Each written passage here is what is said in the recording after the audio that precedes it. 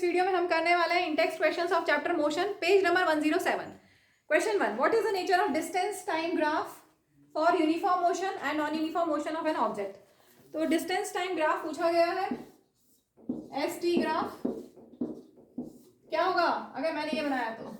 यहाँ पर जो पूछा है वो यूनिफॉर्म मोशन के लिए, यूनिफॉर्म मोशन के लिए ऐसा ग्राफ होता है। देखो यहाँ पर डिस्टेंस और टाइम ग्राफ कैसा है, डिस्टेंस टाइम ग्राफ कैसा है, पैरेलल टू टाइम एक्सिस। इसका मतलब अगर ऑब्जेक्ट सपोज 20 मीटर डिस्टेंस पे है तो टाइम t1 t2 t3 कितने भी टाइम पे आप देख लो कि तो क्या होगा, ऑब्जेक्ट उतने ही डिस्टेंस पे है, मतलब यहाँ पर बॉडी इज एट रेस्ट। ठीक है, अब यहाँ पर कैसा पूछा है, distance time graph uniform motion के लिए। यूनिफॉर्म मोशन के लिए इस तरह का ग्राफ होता है, स्ट्रेट लाइन, स्ट्रेट लाइन इसमें भी है, इसमें भी। डिफरेंस क्या है, दोनों में स्ट्रेट लाइन है ना। Straight line incline to time axis, incline to time axis.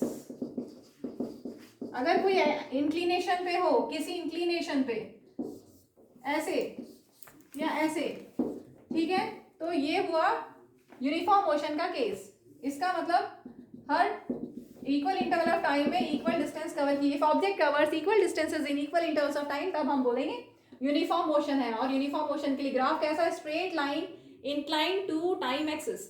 ठीक है, नेक्स्ट है non uniform motion. Non uniform motion के लिए distance time graph any curve, कोई भी कर्व हो अदर देन स्ट्रेट लाइन तो नॉन यूनिफॉर्म मोशन होगा। If object covers unequal distances in equal intervals of time, तो आपको कोई भी कर्व मिलेगा, any curve for non uniform motion. Next question 2. What can you say about the motion of an object whose distance time graph is a straight line parallel to the time axis? तो ये तो मैंने first में actually बता दिया।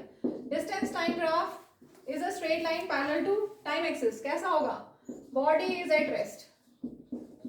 क्यों clear हो गया, क्योंकि टाइम बढ़ता जा रहा है लेकिन डिस्टेंस जितना था ऑब्जेक्ट का वो वही का वही है, सेम। ठीक है, यहाँ पर सब जगह सेम वैल्यू है, इसलिए body is at rest. Next question, what can you say about the motion of an object if speed time graph?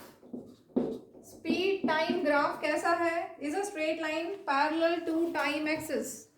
straight line parallel to time axis कैसा होगा, constant velocity, body is moving with,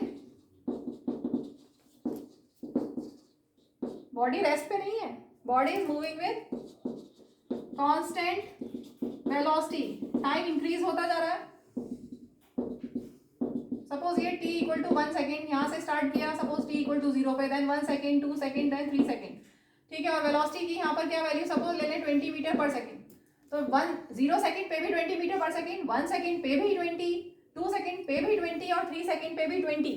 इसका मतलब object की uniform velocity है। ठीक है, body is moving with constant velocity, rest पे नहीं।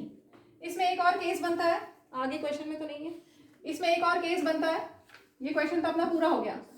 अगर वेलोसिटी टाइम ग्राफ ऐसा हो या ऐसा हो तो क्या होगा, यूनिफॉर्म एक्सेलरेशन, वेलोसिटी इंक्रीज हो रही है at uniform rate, then this velocity time graph ये कैसा है, यूनिफॉर्म एक्सेलरेशन का।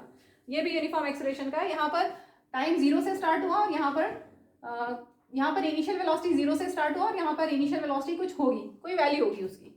ठीक है, क्लियर। चलो अब हम करते हैं next last question. What is the quantity which is measured by area occupied below the velocity time graph. Velocity time graph के नीचे का जो एरिया होता है वो क्या बताता है, वो बताता है डिस्प्लेसमेंट। पढ़ा था हमने स्टार्टिंग इस टॉपिक में, ग्राफ वाले टॉपिक में पढ़ा था। वेलोसिटी टाइम ग्राफ में जो एरिया अंडर द ग्राफ होता है, that gives you displacement in the given time interval. Displacement in the given time interval. जैसे एग्जांपल लेते हैं, यहाँ पर ये वेलोसिटी टाइम ग्राफ है। सपोज हमने t इक्वल टू 1 से t इक्वल टू 3 सेकेंड तक का डिस्प्लेसमेंट कैलकुलेट करना है, तो कैसे करोगे, area under the graph, parallel to axis lines ले लेंगे और ये जो ग्राफ का एरिया है that will give you displacement. मान ले कि रेक्टेंगल है, जैसे इस पर्टिकुलर केस में यहाँ से यहाँ तक लेंथ कितने सेकेंड हुई, 3 सेकेंड नहीं, कितनी हुई, 2 सेकेंड।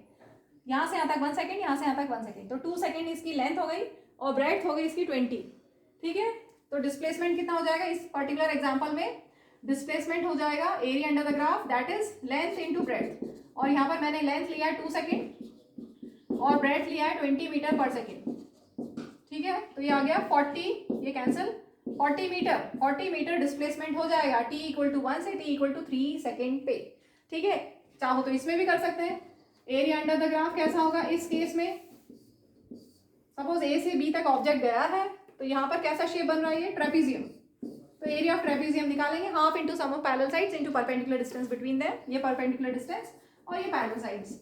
ठीक है, इसमें भी हम निकाल सकते हैं, सपोज ऑब्जेक्ट ने यहीं से स्टार्ट किया, ये इनिशियल पोजीशन, ये फाइनल पोजीशन, तो area under the graph again trapezium half into sum of parallel sides into perpendicular distance between them, या फिर आप चाहें तो इसको 2 पार्ट्स में स्प्लिट कर लें, ट्राइंगल प्लस रेक्टेंगल।